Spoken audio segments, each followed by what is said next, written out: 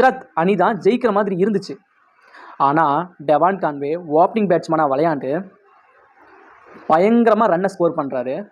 அதுக்கப்புறம் Devon Conway அந்த மேட்சோட ஆட்டநாயகன் விருதையும் வாங்குறாரு. இப்போது கொஞ்ச நாளுக்கு முன்னால் ஆஸ்திரேலியா, நியூசிலாந்து இந்த 2 டீமும் T20 20 ஓவர் மேட்ச் விளையாடுறாங்க. அந்த 20 ஓவர் மேட்ச்சில் டெவான் கான்வே நியூசிலாந்து அணிக்காக ஓப்பனிங் பேட்ஸ்மேனாக விளையாடுறாரு. அப்போது ஆஸ்திரேலியா டீம்லேருந்து ஒரு பவுலர், ஸ்பீட் பவுலர் பால் போடும் பொழுது அந்த பால் வந்து டெவான் கான்வேயோட கட்டை விரலில் அடித்து பயங்கரமாக பெரிய காயம் ஆயிடுது.